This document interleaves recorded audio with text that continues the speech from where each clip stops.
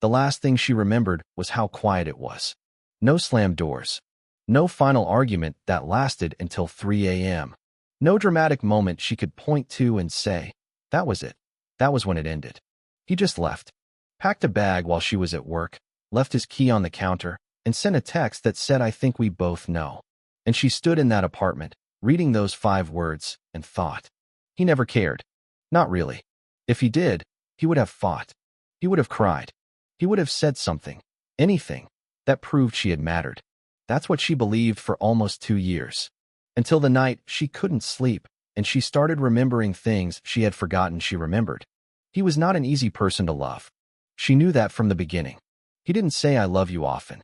Sometimes weeks would go by without it.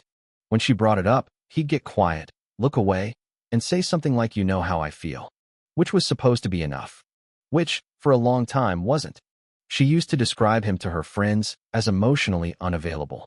It was the cleanest explanation. It fit. He didn't talk about his feelings, didn't initiate deep conversations, didn't cry at movies or reach for her hand when things got hard. He just existed next to her. Present, but sealed. She had read enough about attachment theory to diagnose him.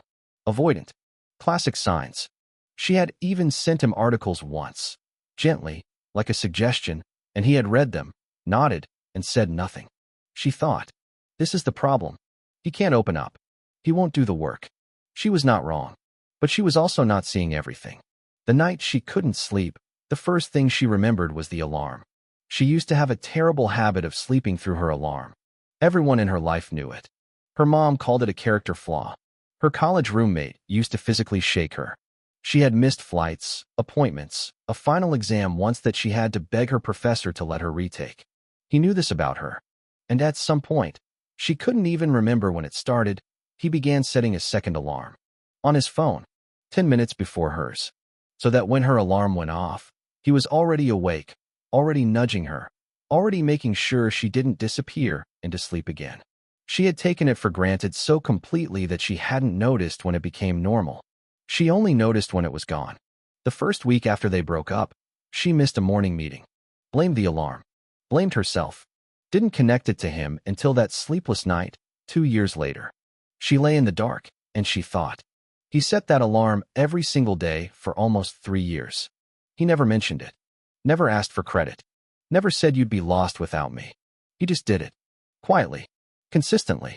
Like it was simply part of how he moved through the world when she was in it. And then she remembered the yogurt. She doesn't eat breakfast. Never has. But she goes through phases where she can only stomach one thing in the morning. Usually something light, something cold. For about 8 months while they were together, it was this specific brand of strawberry yogurt. The kind that's hard to find. Only at one store, slightly too expensive for what it was. She mentioned it once. Maybe twice. She didn't even think he was listening. But every week, there it was in the fridge. Not made a big deal of. Not presented with I remembered you like this. Just there. Part of the landscape of their shared life. When the brand changed their formula and she stopped liking it, he stopped buying it. No conversation. He had simply noticed she wasn't eating it anymore, adjusted, and moved on. She thought about how many times she had opened that fridge and felt nothing. How many times she had reached past that yogurt to get something else, without once thinking. Someone paid attention to me today. Someone quietly made sure I had what I needed. And then she remembered the drives. He always took the long route home when she was in the middle of telling a story. She used to think he just didn't care about efficiency. Now she understood. He was buying her time to finish. He knew she hated being interrupted. So he just quietly made more road. If you've ever had someone love you in a language you didn't recognize, stay with me. Because what comes next is going to hit harder than you expect. There's a concept in psychology called love languages. Most people know the basics. Words of affirmation, acts of service, quality time, physical touch, gift giving. The idea is that people give and receive love in different ways, and when two people speak different languages, love gets lost in translation. But here's what doesn't get talked about enough. When someone's primary language is acts of service, and they grew up in a family where love was never spoken out loud, they can love you completely, deeply, with everything they have, and you can feel unloved the entire time. That's not manipulation. It's not emotional unavailability. It's a communication failure so quiet that neither person even realizes it's happening. She wanted words. She needed to hear it. For her, love that wasn't spoken felt like love that wasn't real. And so every day that he didn't say it, she filed it as evidence. Evidence that she was alone in this. Evidence that she had built something with someone who was only halfway there.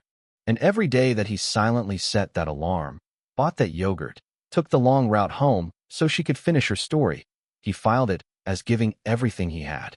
They were both right. And that's the part that breaks her heart now. If this is making you think of someone, a relationship you lost, a person who showed up in ways you didn't know how to read, drop something in the comments. I read all of them. And if you're new here and this is landing for you, subscribing takes 2 seconds, and it means we can keep going to these places together. Here's the question she can't stop sitting with. How many people are loving you right now in a language you don't speak? Think about the parent who doesn't say I'm proud of you, but shows up to every single thing you do. The friend who never has the right words, but always appears with food when you're falling apart. The partner who doesn't write love letters, but remembers, 3 months later, the name of that thing you mentioned once that you wanted to try. We spend so much time waiting to be loved the way we imagine love would look. We have a picture in our heads, the grand gestures, the perfect words, the moment that looks like a movie. And when life gives us something quieter, something that doesn't photograph well, something that reveals itself slowly in patterns, in small repeated choices, we call it not enough. And sometimes we're right. Sometimes people really are emotionally unavailable. Sometimes love that never gets spoken is love that was never fully felt. There's a difference, and you're allowed to need more than silence.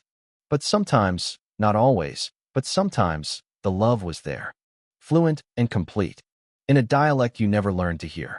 She doesn't want him back. She wants to be clear about that. What they had ran its course, and she's made peace with that in the way you eventually make peace with most things, slowly, incompletely, with occasional setbacks at 2 a.m. What she wants is something she can't have. To go back to that apartment, to that ordinary Tuesday, and look at the fridge and actually see it. To hear the alarm go off and understand what it meant. To be in that car taking the long way home and know, really know, that the man next to her was saying something. That she just wasn't listening. She thinks about something a therapist told her once. That grief isn't just about losing a person. It's about losing all the moments you didn't know were moments. The Tuesdays you didn't realize would matter.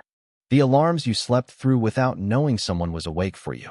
The love that was there the whole time, in a language you only learned after the conversation was over. And maybe that's what she carries now. Not regret, exactly. More like a new kind of attention. A willingness to look slower. To ask, what is this person actually saying to me, underneath the words they don't know how to say? Because the next time someone loves her quietly, she wants to hear it.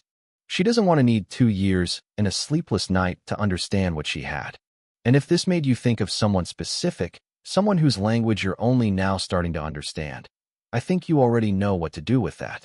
Neither do you.